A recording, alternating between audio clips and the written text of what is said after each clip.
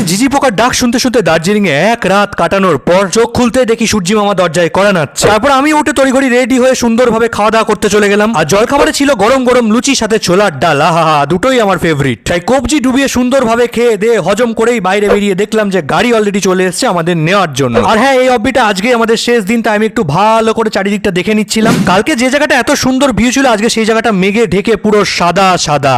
যাই হোক, চারিদিকটাকে শেষবারের জন্য টাটা করে আমিও সুন্দরভাবে গাড়িতে উঠে পড়লাম অন্য প্লেসে যাওয়ার জন্য। আর এসে পৌঁছলাম লামহাটা ফরেস্ট, সাথে কেটে নিলাম একটা টিকিট। তারপরে গুটি গুটি পায়ে চলতে চলতে একটু ফরেস্টের ভিতরে ঢুকেই গেলাম। দার্জিলিং এ এসে আমি একটা জিনিস খুব সুন্দরভাবে বুঝতে পেরেছি, কুয়াশা আর মেঘেদের সৌন্দর্য আর পাহাড়ি সৌন্দর্য, মেনলি এই তিনটের কম্বিনেশন যখন তুমি ফিল করতে পারবে, তখন তোমার পাহাড় ট্যুর সাকসেসফুল হবে। বর্ষাকালে পাহাড়ে এসেছে, সেরকম এক্সপেকটেশন তো রাখিনি যে বিশাল একটা ভিউ টিউ দেখতে পাবো সবকিছু, বাট এখানকার বর্ষাকাল কিন্তু আমাকে অতটাও জ্বালায়নি যতটা আমি ভেবেছিলাম। তো গাইস, দার্জিলিং এর আরো ব্লগ পেতে তোমরা চ্যানেলটাকে সাবস্ক্রাইব করে একটা লাইক করে দাও। চলো টাটা।